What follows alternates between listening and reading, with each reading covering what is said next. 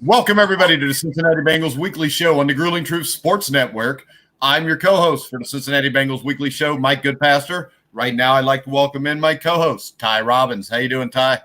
I'm doing great. I'm excited for this season. It's with the pandemic, not a lot of sports, not a lot of stuff going on, and people are at home. They're just looking for any kind of sports on the channels. And then the NBA came out, and then the baseball came out, and then the Reds didn't do what they needed to do. So people have really been looking forward to this NFL season, which I didn't know if they were going to be able to pull off or not, but it looks like it's a go. So I'm excited to see what the Bengals got, and with the draft class that they had this year, and one of the first times since I can remember being a Bengal that they spent actually money on good players. So we'll see what happens this Sunday at 4:05. There'll be no crowd, so it'll be similar to last year's Bengals games, but I was there. So all right, keep talking, Ty. This is Joe Kelly, who's our other co-host. Hold on. Keep talking, Ty. Okay. So, I know everybody there is excited. Though we don't get to go to the game, we can watch it on TV. There'll be no tailgating, but I'm sure people will be in bars and pubs and everywhere trying to, see what the team brings. Excited on both sides of the ball. Hey, just click the link. You'll pop already on. He did. He had an amazing year last year at LSU, and hopefully he can bring some of that talent over to the Bengals and see what they got. So we're all excited to see what he can do. I know the national media is excited to see what he can do and bring to this table. And I'm hoping with the kind of the recruits that they brought in this year, they were all character top players. We had, first pick at every round. So we had our choice, and it seemed like we picked some solid guys with good characters. And that's what you need when you're going to change the atmosphere of a locker room. So we're excited about that. Yeah, to me, the big signing that really gives me some hope is DJ Reader. Also, Von Bell. I think the NFL draft was really good for the Bengals. I think that they really shored up some positions. And the thing to me was, this draft wasn't just Joe Burrow. I mean, this draft's really getting 2 top 10 picks because you got Jonah Williams is able to play now. And I think Jonah Williams can be a huge upgrade for this offensive line from what we've seen at tackle ever since Andrew Whitworth. Yeah, Jonah is he's a student of the game, right? He's going to come in. He's going to study. If you watched him any bit and heard any interviews from Alabama, he would study each player each week on their weaknesses, and he would work on that. And that's what makes him good. And then the offseason, he went and worked with Joe Staley. Is it Stanley? Staley, yeah. Staley. And, he worked one-on-one to improve his game, plus, his weight training program. He came back looking like a pro, different body shape. He's ready to go. Now, he's got his hands full the first 2 games, especially with Joey Bosa here, coming up. But I think Huber helped work with him this week. I think, like anything, he's going to be a rookie. He's going to make mistakes, but I guarantee you he's going to come prepared. So he's going to come out and he's going to really show that he's worth a number 1 pick. So I'm excited to see what he can do. Yeah, and the biggest weakness on a bad Bengals defense last year was stopping the run. And I think the hope here is DJ Reader makes the difference there. Yeah, here's the other thing. Hey, Joe. Hey, what's up, Joe? Hey, how you doing, buddy? A little bit, little late to the ball game, man. A little late to the ball game. Play of game right there. Yeah. How's it going? How's it going, man? All right. All right, Joe. With DJ Reader coming in, I think, one of the big questions for the Chargers is Mike Pouncey. Is he going to be able to play? Coach Lynn from the Chargers said he is going to play on Sunday. So, if he's not a full go, DJ Reader's going to give him a little bit of everything. He's going to put it on him. So he better come ready to play because this guy's got something to prove. He wants to show that he's worth every dime of that big money contract that he had. So he's going to come out and he's going to bring it. And I think we really boosted up the line. Now I'm a little concerned with Geno, with his shoulder injury being out, but I don't know how long he's had that. But, going out and getting Covington, going out and getting Mike Daniels to come in and fill in the line is going to be a plus. They had to get these backups so they can rotate them, especially in the first game when you're not quite in full in shape, when you don't have any preseason games. So we're going to see what this line's made of. Plus, I think the big surprise on a lot of people is going to be Huber and how he plays. He's going to go out and he's going to get I think he'll get a sack or two. Yeah, and I think my biggest issue here, you there yet, Joe? Yeah. I lost the sound for a little bit. Yeah, there you go. Well, now we lost the picture, Joe. But I think I know. Yeah, I'm trying to.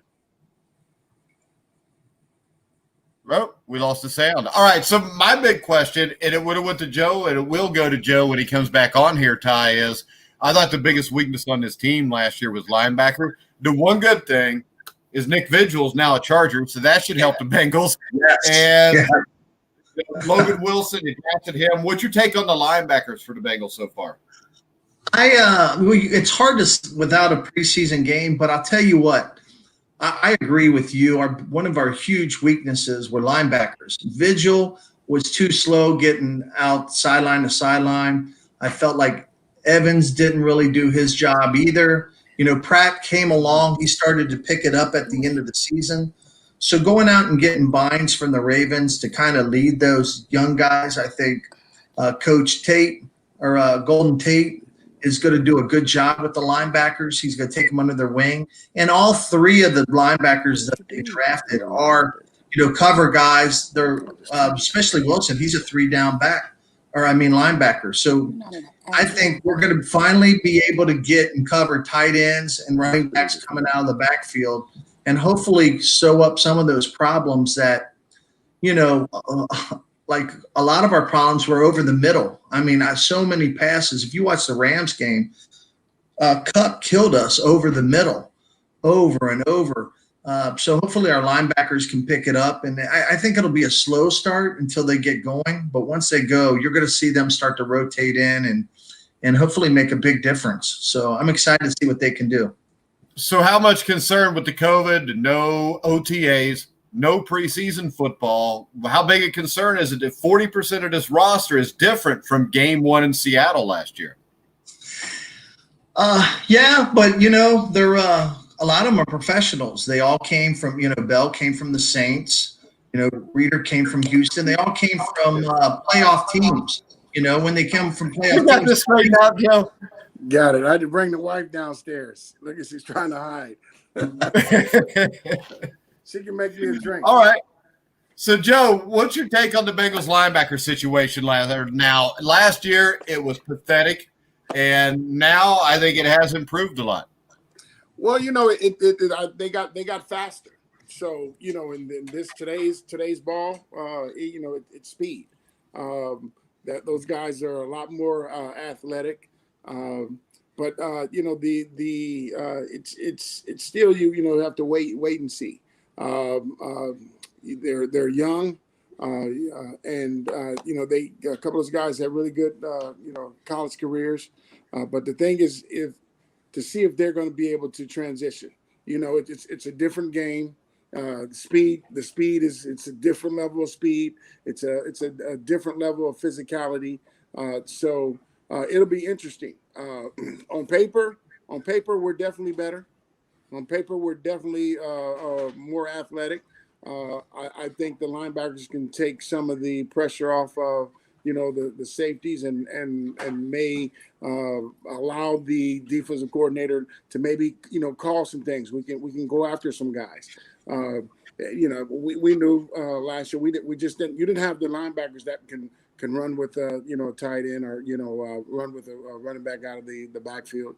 So when you have that, it makes it a lot easier for the defensive coordinator. I can call some stuff that last year I don't know if I really want to call that, put us in bad situations. And honestly, I didn't think we had the our strong safety wasn't a safety that really had really great coverage skills as well. So we've added some athletic ability.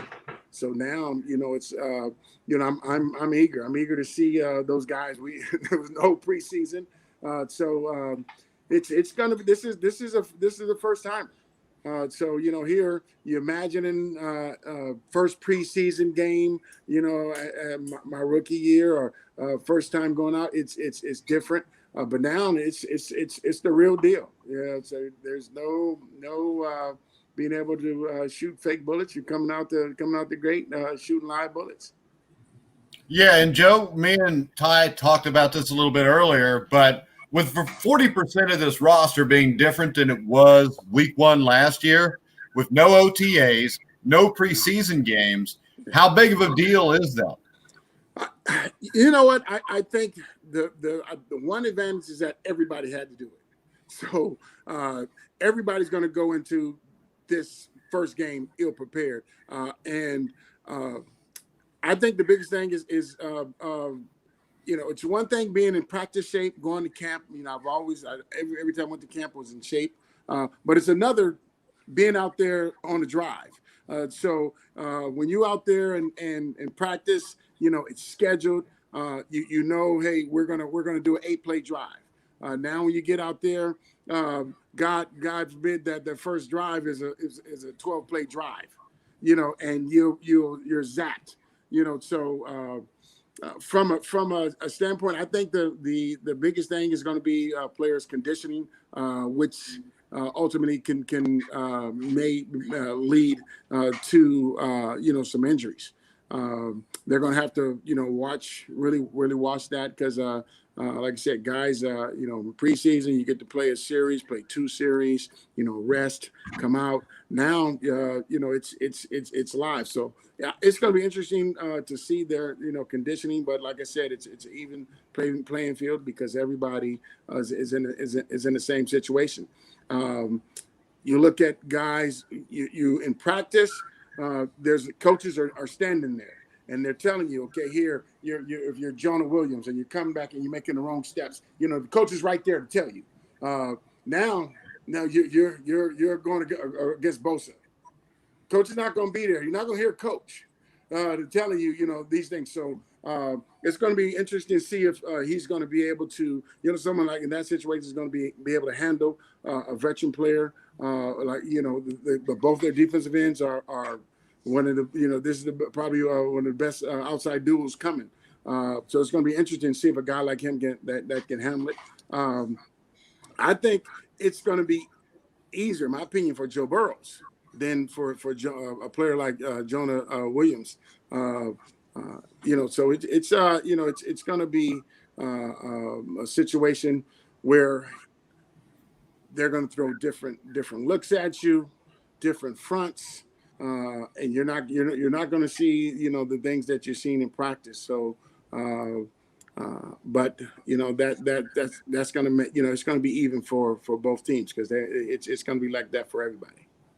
Yeah, and you got a big loss with the Chargers and Derwin James, which I know their defensive line's great, but Derwin James, I think, is a guy that could have been the NFL Defensive Player of the Year this year by the time everything was said. I think he's the best safety in football. And eliminating him, Joe, to me, probably makes it less show coverage, less stuff that they're going to throw at Joe Burrow than what they could if they had Derwin James.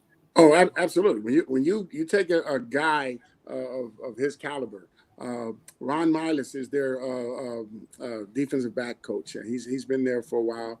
Ronnie and I played at the University of Washington together. Ronnie played a couple years in the league, and he's been coaching since. And last year, I think or 2 years ago, when the Bengals played San Diego down there, went out and hung out with Ronnie, and Ronnie told me, and Ronnie's been in the NFL now close to 20 years or 20 plus years, that Derwin was, he said, this is the best DB I've ever seen in my life. And that's and Ronnie's been around. He's been around the league, and he said, I haven't seen a guy of this caliber. So, last year was a big loss, and unfortunately, the kid is hurt again. And that takes away. That takes away from a lot of things that, they're with them, they could do. But they have they have some guys on the rush edge that can go, and those guys are going to go after, and the defensive coordinator is going to put everything he has in, that they're going to be able to get to Joe Burrows, and that pass rush is going to crush that pocket and get him on his get him out of the pocket and get him uncomfortable. So is this a game? We'll go to Ty now. Ty, do you think this is a game where the Bengals try to control it with Joe Mixon, or did they let Burrow throw the ball a lot? I think a little bit of both. Derwin James being out, that's a huge. Like I agree with Joe. He's one of the best. You watch this guy play, man, and he's on fire. Without him, I think Joe Burrow gets to dictate how he plays this game because he knows Bosa, he knows Melvin Ingram. He knows that they're on the ends coming in. He knows that he has to have a fast release. He's going to get the ball out because he knows they're coming. And to have 1,000-yard back and Mixon to get the ball and take some of the pressure off of him. If they get a running game going early, I think that's going to be big to give him confidence. And once he starts making connections, look at the receivers that he has. Like if he was coming in as a rookie and he didn't really have top receivers, but when you got A.J. Green, 1,000 yards, you know what I mean? You got Boyd, 1,000 yards. Ross, if he's on, he's gonna spread them out because with his speed. Then you got Tate. You get in the red zone. I think he's connected with Tate a couple times just in the preseason workouts. And we can't even forget about Higgins. He's got to come out there. So I think if the line can do a better job than they did last year, and Mixon get running, I think he's going to open up. And where did he do best at LSU? When he was out of the pocket making plays happen. And when you got receivers that can go up and they can go and they can contest the ball and they can get it, the sky's the limit. So I feel good about Burrow. He already knows what is in store for him. He processes quick. He processes what he's going to do. He makes changes at the line. I think like any rookie, he's going to have his ups and downs, but I think he's going to come out and play better than Ryan Finley did. Let's put it that way. Hey, don't knock Ryan Finley because in Ryan Finley's defense, he actually came and spoke to my high school team like a month ago, and he said that, he was overwhelmed. It was his fault. But he said, this is the thing, and I'm not saying Ryan Finley told me this, but when they had their Zoom meetings, it was basically Joe Burrow after about the first hour running the Zoom meetings, even over to coaches. He said that he hasn't seen anybody that knows as much at the quarterback position, especially at that age, as Joe Burrow. And Joe, I know you've heard a lot from training camp about Joe Burrow. And when is the last time the Bengals had a rookie as a captain? Never. If they did, I don't know. Not that I can remember. Yeah. So that's saying a lot. That's but it's we're a team in transition. You have a Gino, you have a Carlos, a Dunlap, and you do have some veterans, AJ Green, but it's a young team. It's a team in transition, and from what I hear, and that he came in the locker room, and the guys that come in and they try to be the leader, they're real, and you can see that they're trying, and it's like it's not real. You're trying to be something. Whereas with him, it's his presence. His present commanded attention. Obviously all eyes were on him, and being the first pick. And from what I hear, man, this dude is cool as ice, man. He came in and he fit in. Saying the right things, doing the right things, leading by example. So it's even in a rookie, a rookie that comes in, no matter your first pick or first round, when you come in, guys are looking at you, and obviously to see if the billing is real, and everything about him from what I hear, his character, his work ethic. His camaraderie, his leadership, and some people have that, man. Some people have it. You can't, you have guys like AJ Green. He's a quiet leader. This guy, he's not going to be, the running up and down and screaming this and that. But from what I hear, Joe is he's that guy. Not necessarily that he's going to be running up and down the sideline screaming. But he's a guy that everybody is confident in, and just in this short period of time, that's saying a lot. That's saying a lot for a rookie. I'm believing the hype, and just hope that this kid gets an opportunity to stay healthy, and all the pieces around him. If you look at the pieces around that kid, and they're able to stay healthy, we see it every beginning of the year, Mike. We're excited. Well, I do anyway. You're looking forward to. Joe, I ain't been excited in 3 years. You know that. I've been warning you guys. Last year, I picked like 1 in 15. Y'all gave me crap, and you were right because they won 2 games. Yeah. So it's first pick in the draft, though. Hey. Yeah. So it's gonna be exciting, man. Offensive line.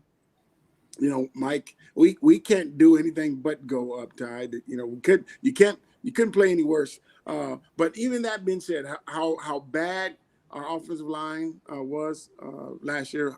At times they were god awful and like worse than history awful. But those last 4 games, Joe Mixon. You're talking about this kid showed that he's going to be a premier back. With they still had that same line, and he did that the last 4 games. He showcased his talent and his ability.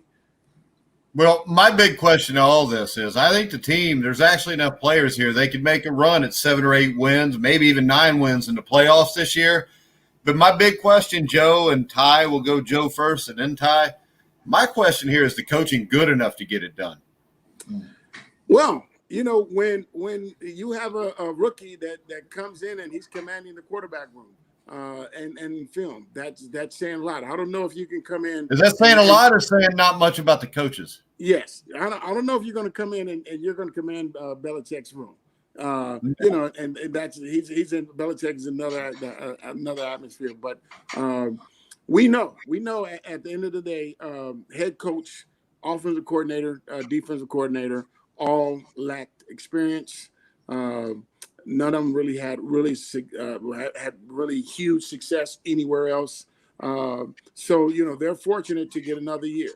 And I think the biggest bonus that they're fortunate to have as much talent in offensive skill positions, to have a D line with some of the players that they have on paper, the defensive backs that we signed, on paper is good, and if they can hit, on 2 of those linebackers, if they can hit, it's gonna make them look really, really good, so it's gonna I think they're still gonna make some decisions that we won't agree with, because you're still a second-year head coach, offensive coordinator, defensive coordinator, both. It's a second year, and the NFL. This is not the Bush League. This is the NFL, and teams came at those guys, and they showed them different looks, and they're gonna they have a year behind them, and hopefully now they can learn on the run when teams put up schemes and defenses to stop what they're doing, offense to go against what they're doing, that we're able to adapt to some of the changes on the run. All right, Ty. I think it's really not fair in the beginning. As far as Coach Taylor goes, he was in the Super Bowl. He got a late start, later than everyone else. As far as by that time, a lot of the coaching staff are gone. A lot of the good guys have gone somewhere else. He comes in. Now he has to, look at his talent and evaluate it. So really, I would evaluate him on what he does this season. I think what's a good sign is the draft. He went in. Well, let's start with free agency. With free agency, he pointed out what spots were of need, and he went after it. Like not to say Marvin. Marvin had some good draft classes, but he stuck with guys longer than they should have. He didn't pick rookies a lot. He sat them on the bench. Where this coach goes in and goes, hey, we need to get a linebacker. If Preston Brown's not getting it done, boom, we cut him. We're going to go with somebody else. We're going to go with younger guys. So I think he filled the need. I think people were, really freaked out about the offensive line because that didn't get addressed. But I guess they felt like Turner and those guys felt like, hey, Michael Jordan's gotten better. Jonah's coming back. Xavier, I'm not sold on. We'll just have to see. I think Fred Johnson might push for somebody. And then the new rookie. I think he's going to, he might push later on. But we're going to have to see, what kind of calls. When you look at the last 6 games of the season, I think they kind of really turned around, especially the running game, And really that first game, if you look at Seattle, we should have won that game. We left 10 points on the field goal, and then what happened? Andy threw an interception. We were down on the third. We could have won that game. Yeah. So I don't know if it's so much the coaches, but we'll see this year and how they deal with it. I think they made a lot of mistakes that first year trying to figure out the NFL and maybe when to throw the flag, and to question calls and when not, and clock management. And I think they figured that out. I think they're going to be better this year. And I'm excited because, we filled a lot of those holes, like with Reader and especially, like Joe said, the linebackers. When you pick that many linebackers, somebody's going to hit. You know what I mean? Odds are you're going to hit. And they just didn't pick one and go, okay, we're going to put all our eggs in one basket. They went out and they went for 3 and got young guys. So I'm excited to see what they do. So I'm going to give them another year. And I think some of the coaches they brought in, are good quality coaches with, Easton and Golden and, the special teams coach is always good. So I think I'm excited to see what they do at least this first game and see how they use it. I think the offensive line coach is a joke. I think the defensive coordinator is a joke. And I think it's also a really bad idea to have a dude as the head coach for the first time and have him calling the offense. Yeah, that's my concern. Yeah. I mean, I think what I saw last year, you talk about a tie that lost 7 close games. If you lose in close games, what's that usually a sign of? Oh, well, I guess you also got to figure out what you're good at, what your guys are good at. I mean, Mixon figured it out. It was scary at the beginning of the year. The Miami Dolphins at the start of last year had less talent than the Cincinnati Bengals, but Brian Flores is a really good football coach, and that team got better. The Bengals won a couple games at the end of the year because they played a Browns team that didn't give a damn, and I don't even remember who else they beat anyway. So the year was a kind of a fog to me. I was actually hoping they would lose so they get Joe Burrow. Now I'm hoping to go 3-13, and Joe plays really well, and they fired a coaching staff, and then a real coaching staff will want to come in and work for Mike Brown because they got Joe Burrow. I think the onus is going to be on the coaches because, this is the first time in history. Mike Brown opened up his wallet. He didn't do that for anybody. So here the ironic part and the bad part, if the guys that they picked up in free agency don't work and Mike is still running it, it's not going to happen again. Mike, he's always, leopard doesn't change his spots. He's always been frugal. He went away from what he normally has done in the history, 50 years. And he opened up the checkbook and he brought guys in. So these guys can make a significant impact.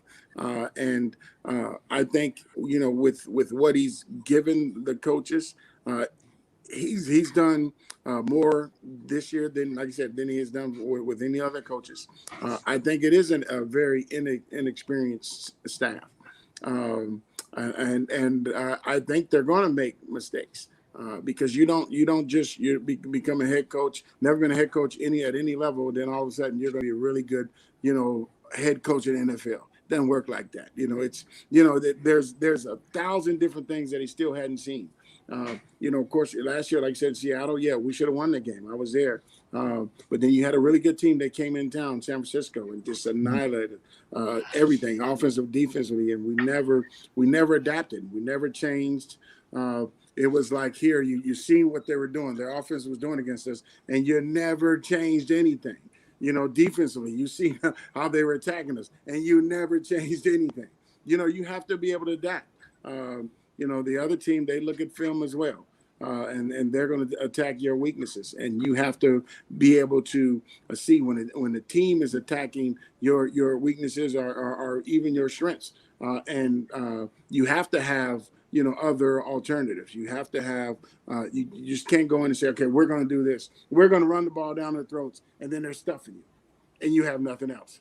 So you have to this coaching staff. I think this is going to really put the onus on them. Because if we, I can't see it, Mike. I can't see us have another bad year like that. But if we do, then they definitely, in my opinion, they won't get another shot. And then they get Eric Bieniemy's ass in here, who should have been the head coach to begin with. I agree with you. That's. And I hope I'm wrong, Joe. I hope I'm wrong, but it's Mike Brown too, Mike, because I don't want to go through another season like that, man. The one thing they did bring in on defense, they all had, besides being leaders and playing on championship teams, so they're used to that. The one thing they seemed like they all had in common that they were going for is they all could tackle, right? All those guys can tackle, and that was a huge problem we had last year. Was nobody could tackle. And they're giving up yards after the catch, and they're giving up touchdowns, and Dre's kind of just pushing guys, and Webb's kind of getting called, and even Denard missing tackles, and let's talk about the linebacker Vigil. Oh my goodness, watched a lot of Bengals replays from last year during COVID. And let me ask you this real quick, Ty. Let me ask you this, and Joe. If you have a team that is soft, what does that usually mean about the coach? He got rid of those guys, though. You know what I mean? If you weren't tackling, he got rid of you. So we'll see. He brought guys in even Wilson.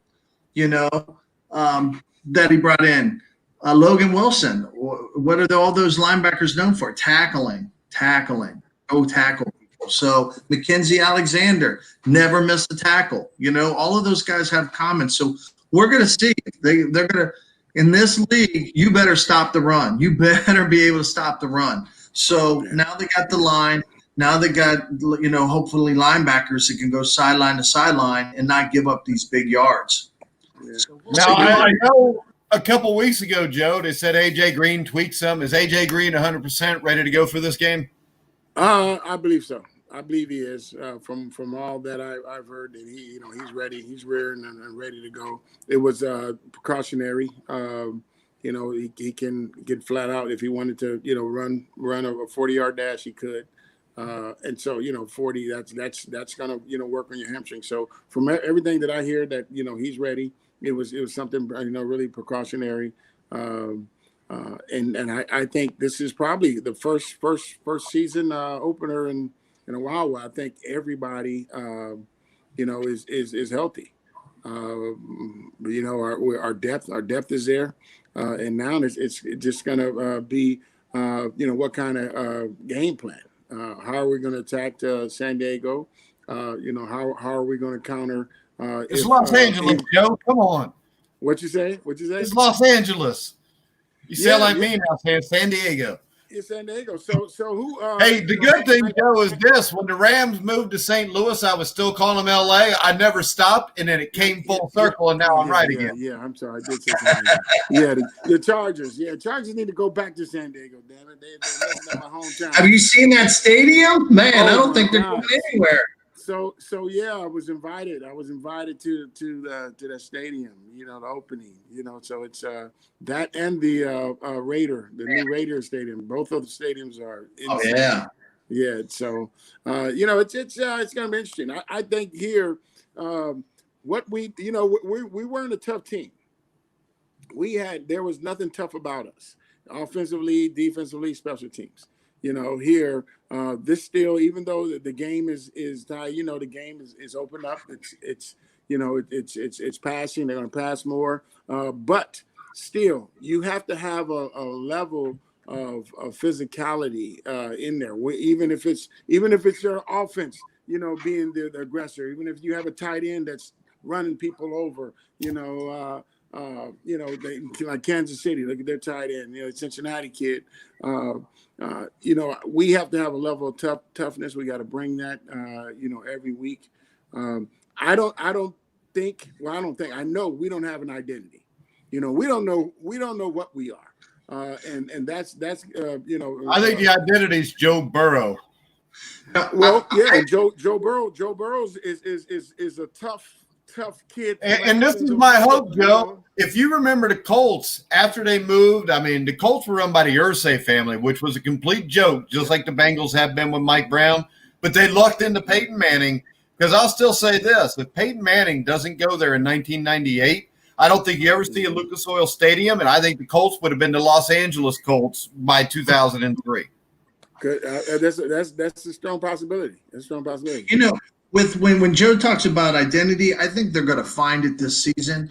I think it says a lot when you have guys come in like Von Bell, like Josh Bynes, who are now captains, who are now, when you look at good teams, and I've coached a long time, coaches play a big part, but players play a bigger part. And when you have players that hold other players accountable, and they don't settle for mediocrity, they want the best, and they're going to let you know that. Then when Von Bell is in practice and he's lighting people up, and the coaches go, "Hey, you need to take a little off," you know what I mean? He's going to lead by example. He's going to be like, "Hey, I played this game. I played on championship teams. I've never been on non-championship team, and this is how you play the game." Yeah. And I think it's going to change the culture in that locker room, and on both sides of the ball. And I'm excited to see that. Finally. All right. So when I look at this game, the key to me is the team that can run the ball wins the game, because I think with the Chargers, you got DJ Reader, you got Geno Atkins if he's healthy, Carlos Dunlap trying to stop Austin Eckler. And the thing is, the Chargers have offensive line questions also, especially interior offensive line. So I think the Bengals can shut down the run here. I don't see Tyrod Taylor being able to light him up, even though he does have some very talented receivers. And on the other side, I think if Joe Mixon has any success, it slows down those ends. And with the Bengals offense, the way it sounds, they're going a lot towards the LSU style Joe Burrow's used to, where you really don't need 4 seconds. You need, 2 seconds, make a read and throw the ball. So I think if the Bengals can stop Austin Eckler or slow him down, I think the Bengals have a huge advantage here, Joe. Yeah, that's any game. Still, if you can run the ball, if you look at everybody, you can run the ball, you can control the clock. You're going to be in the game. I think, like you said, with Joe Mixon, we are going to have to let him slice some inside runs, some inside traps, and get him in there to slow those two guys down, slow him down and slow him up. Long enough to get to our receivers, and our receivers are our strength. Hopefully, if our offensive line can gel and we are able to come in and dominate the line of scrimmage, because I don't. Besides those last 4 games, we got totally dominated every game against the run. We tried to run the ball, so I think here with our safeties. And the D line that we have, I think we're gonna, bring a level of physicality that I don't think San Diego Chargers offensive line. I think San Diego's offensive line is gonna have a harder time blocking us than we should blocking them. I think their Bosa and Ingram are going to make some plays. There's no doubt that those two guys are going to make some plays. But with Duran out, that changes. And we definitely have to be able to go and take advantage of that. And like you said, if you can get to that West Coast style 1, 2, 3 balls out, that those guys are gonna slow down and get those guys on their heels, and it's limitless to what a healthy AJ Green, and Mike, I'm still rooting for my boy John Ross, Husky. But hey, Mike, and in 4 games last year, the first 4 games, he was the leading receiver in the NFL. Got hurt. Problem is there's 16 games, Joe. That's exactly. And you know what? He knows that now. That's why they took that option off. He knows that now. So I'm rooting for him. But even if he doesn't, you got T. Higgins, man, and you got Boyd, you got some guys. I think one area, our tight ends are it can go either way. I'm hoping that those guys can contribute in a I think they're good way. But I think our tight, we don't know if these guys are blockers. We don't know if we're going to put them out in the route. With drafting Husky Drew Sample second round, even though I didn't think he was that high of he should be that high of a pick. But are we going to, the 2 tight ends, and we're going to do what New England did? So I think, those coaches are still trying to figure that out and try and see what kind of offensive team that we're going to be. All right, so Joe, what's your prediction? Do the Bengals win game 1? Oh, absolutely, man. I'm going. Hey, I'm looking at it. I think that this is it'll be a good opener for Joe Burrows without Derwin. I think if Derwin was playing, I may would have gone another way. But I think without Derwin, they have to try and do other things, and they have to make sure they're going to do things to put pressure on Joe Burrows, and they're Bosa and Ingram are they're pulling their hair back, and they're coming because they have to without Derwin. So I think they're feeling a lot of pressure, man. But I think the Athens kid set Cincinnati on fire, man, and I think this dude is going to ignite to Cincinnati like it hasn't been ignited since '88. I truly believe that. I think the kid. I'm rooting for the dude, man. Because I think he has it. Whatever that is, and I've seen that.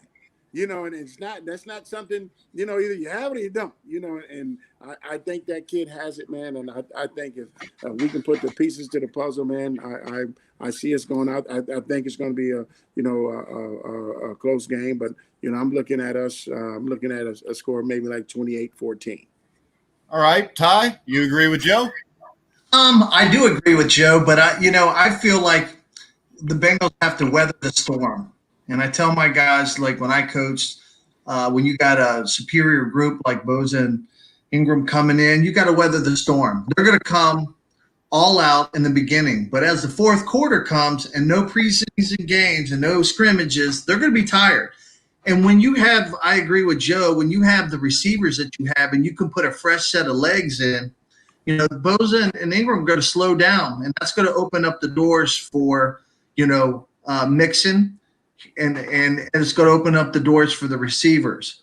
And I think that we're gonna get some passes off. I agree with Joe. Joe Burrow's going to come out. He's going to come out of the pocket. He's not afraid to go down the field. Where Andy hits all the middle passes, when you got Higgins and you got Green, he's gonna light one of those guys up, and they're gonna score, hopefully often. So I predict that the Bengals are going to win 24-20. I think it'll be close and it'll open up a little bit at the end, and it's going to come down to how many backups guys are going to be winded, they're going to be tired, they're going to catch their breath. The only concern I have out of the game is, the longer you play in football, it's football when you start tackling, and then we come away without injury because we turn around and then we play Cleveland that Thursday night. So I'm praying that nobody gets any big injuries because, people are going to be cramping. They're going to have hamstrings. They're going to have all these issues. But I think the Bengals come away with this. They're coming. Chargers are flying out here. I think it's going to be different without the crowd. But I think Vaughn, Bell, I think Mixon, they're going to fire their guys up. They're going to get them fired up. They're going to have a big play. Joe's going to, eventually come off one big play, and it's going to get everybody fired up to get this win, because everybody knows how important this win is, especially since the Bengals haven't had a home opener in how long, Joe? Really? You know what I mean? Yes, man. 3 years ago, Ty. 3 years ago. But it's only once in the last 11 years. That was the only time, I think, in the last 11 years. Wow. So my favorite home opener was 1988 against the Arizona Cardinals. What was yours, Joe? Yeah, that was sweet. That was sweet. That was sweet. That was 2 goal line stands. I think there was a guy number 58 had something to do with them too. Yeah. That was good. Hey, you know what? And the thing about it, man, that propelled the team. We knew that 87 season was a fluke, and that right there. Arizona, had a good team. They were one of the top teams, but just that. And I think find a way to win. Find a way to win. It's going to be tough. Those guys, Bosa and Ingram, they're going to make some plays. That's they're going against a guy, and I know the defensive coordinator is saying, hey, Jonah, he didn't play last year, and let's make him nervous. If we can go out at him and we can run some schemes and a rookie, and even though his first round pick, you missed the whole year, you come in, and early and you're successful, here, this game is here. Physically, you're physical enough, but everybody's physical enough. When you get to this, everybody's physical enough. So now when you get that and early on, if they can put some doubt in that kid's head, it'll be tough for us. It'll be tough for us, and hopefully that here we're down there, and coach is doing some really good conditioning, and our guys are in shape because it's going to be warm, and that's going to good thing it's not in LA this week, because it was over 100 degrees in LA. But here you have that humidity. My wife and I walked tonight, and you can feel that humidity, and West Coast teams are definitely not used to that humidity, and it may a couple of thunderstorms on Sunday, but it's gonna be a lot, and I think the toughest team, the toughest mental team is going to win on Sunday. All right, guys. Number one, I think the Bengals are going to win also. I think 38-28. Joe Burrow throws 3 or 4 touchdown passes. I think he's the real deal. I think he's the best quarterback I've seen come out of college since Andrew Luck, and before that, John Elway. Doesn't mean he'll be that good, but everything I've seen, everything I heard tells me that this guy is the real deal. And hopefully the Bengals will have to pay him like $200 million for the next decade like Patrick Mahomes got. Right. Hopefully within the next 2 years. Yeah. I would also like to bring up the fact that the NFL still sucks and cares about nothing but making money, because if they didn't, there would be no game week 2 on a Thursday night when teams have had no preseason games. Yeah. They're playing their first complete game on Sunday. Yeah. And as often, the NFL, they only have concern for shit if it's on video or somebody complains about it. And people need to complain about, because they like to, just throw money at stuff and hope it goes away so they don't really have to deal with issues. They just like to play lip service to it. But if they want to protect players, there is no reason to play Thursday night football the first month of this season at least, Joe. Yeah. It's like I said, it's going to be tough, and I guarantee you, there will be some stars hurt week 1. And it's just because the physicality of the game, you can imagine if first preseason game that everybody went out, we went all out and we played 4 quarters, the first preseason game, because you're still trying to get used to, you're trying to get your conditioning up, you're trying to get your body. So in practice, so in playing football. I can be in the greatest shape of my life, until somebody hits me, and now I got to get used to, your body has to go through the pain and get through the pain and the adjustment of running, getting slammed on the ground and getting up. Your body has to adapt to that.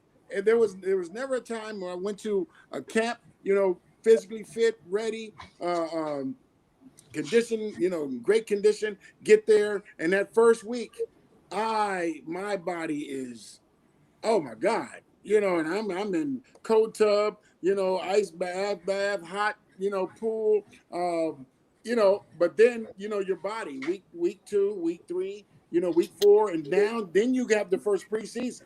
So now you're just practicing. I don't, I'm sure they had game like situations. All teams, you got to have a game like situations. You may even played, a half. Nobody played 4 quarters. And even if they did play 4 quarters, there's been no full out contact. So when you're saying here Sunday, you're going full out contact, and the first you haven't been hit since last year, and you get hit pretty good. It's gonna be some injuries. It's gonna be some injuries, and hopefully we don't have an injury that is a season ending injury. You see what happened to Von Miller. I don't know if he's going to be out for the season, but I think you're going to have that. It's inevitable. You can't play this level with this physicality and not have the type, because they're not able to go full out and go live like we were able to do. We went live in training camp. Only person you didn't take to the ground was the quarterback. Well, how about this? We got a question from Brian, who was in Cincinnati, who asked, since it's a rookie quarterback, how hard is it to adjust to the speed of the game? I will bring it up like this. I think that is always a huge concern for 90% of guys that ever lived. I think it's going to be a concern for Joe Burrow, but I think Joe Burrow's ability to read a defense and just the command he has, I think the first quarter could be issues, but I'm telling you this, at the first quarter, if he comes out and looks really good, Cincinnati better get ready, because at some point in the next 5 years, the Bengals will win a Super Bowl, Joe, because I think this kid is that special. I think normally with anybody else, I would be worried about this. And you saw a guy like Peyton Manning in 1998, threw a ton of interceptions, threw a lot of touchdowns also, but you never got the idea with Peyton Manning, even though he was getting his butt whipped, you never got the feeling from him that he was being overwhelmed. Yeah, but you look at a kid like that, been playing at LSU, and obviously the SEC, it is what it is. They're the gym of college football, and their speed all around. So with that kid, I think the biggest thing is that the Bengals are molding the offense based on his skill and his ability, and they're going to say here, we're going to run this thing that's similar to what you did at LSU. So I think that in my opinion, that is the biggest thing, because you have a guy, and here now you're going to bring him, and he's going to be the 5-step drop and 1, 2, 3, 4, 5, first, second, third. That's not what he did at LSU. It was quick. He was able to, he was able to assimilate. He was able to ad lib. And you look at what he did in the championship game. There was, plays that wasn't there, boom, and he took off. And it wasn't. Yeah. How about this, Joe? I would compare it like this, Joe. We're both a little bit older, so we remember this. But the NBA, Magic Johnson and Larry Bird, what made them special was they saw things nobody else saw. Yeah, and that's what I see when I watch Joe Burrow. He sees things that most ordinary people don't see. Yeah, and they seen it as rookies. When Magic and Bird came in, 79, I think it was 79, they came in. Yeah, with the 1979-80 season, Magic wins it all at the center in Game 6 against the Sixers, and Larry takes a team that was 30-52 the year before and takes them all the way to the Eastern Conference Final and wins 60 games. Yeah, I think the kid is going to make that type of impact, and it's going to be due to the fact that we do have some talent. I think if our coaches continue, they put him in good situations, we make good calls, we make good adjustments, and we allow him to utilize the field. Because if you're able to spread the field out, I don't care if you're able to spread the field out and they got Ingram and Bosa, doesn't matter. Those guys are not going to be able to get to him. So they're going to have San Diego on their heels. So I think As long as we can, let that kid utilize his skills, because he has skills that you can't teach. This kid is not only smart. This kid is big. He's fast. He's strong. He can read defenses like he's been in the league 5, 6, 7 years. He has a swag about him. This guy, this guy is not intimidated. No, he hadn't played any games, but just based on everything that I've heard, and even he's seeing some of the highlights of what he's done in practice. He had an interception one time in practice. He came back next series, drove him down, touchdown. And that's the mentality, here, because that could really destroy it. Hey, remember this national championship game last year? Clemson was actually up 17-7 early in that game. Yeah. He's a fighter, man. He's an Ohio kid. So to your caller, I think that, like you said, we have something special. In Cincinnati, I'll tell Cincinnati fans, be prepared. Be prepared to see something that we haven't seen in a while. All right, Joe, we're going to have to wrap the show up because Ty's going to have to get to bed. It's almost 10 o'clock. That's an hour past his. That's my bedtime. Yep. All right, you guys want to do this every Wednesday night at 9 o'clock? Absolutely. I'll be on time. I won't let my wife take me out. Go. Don't blame it on your wife, Joe. Yeah, Mike, she had me going in because she put some wrong mail in the wrong people's mailbox. So now you want me to go in the middle of the night, walk down and snatch stuff out of the mailbox. I told her next time she's on her own, man. Only Joe, that's what I'm saying. Yeah. All right, guys, we're going to go ahead. We're going to wrap it up. We'll be back next Wednesday to talk about the Bengals, who will be 1-0 at that point, heading into the Thursday night game against the Cleveland Browns. Make sure you check out all of our podcasts from our show on iHeartRadio, iTunes, TuneIn, Spreaker, Stitcher, Spotify, wherever you find podcasts. You'll find The Grueling Truth. And also check out our weekly Cincinnati Bengals show on Facebook Live, YouTube Live, Periscope, Twitch, like 10 other places I'm not going to sit here and name. And remember, tomorrow at 1 o'clock, myself and Sam Teets will be back with the NFL Daily Show, which we will preview the Thursday night game between the Houston Texans and the Kansas City Chiefs. So for now, for Joe Kelly, Ty Robbins, I'm Mike Goodpaster. You've been watching and listening to The Grueling Truth, where the legends speak. Good deal.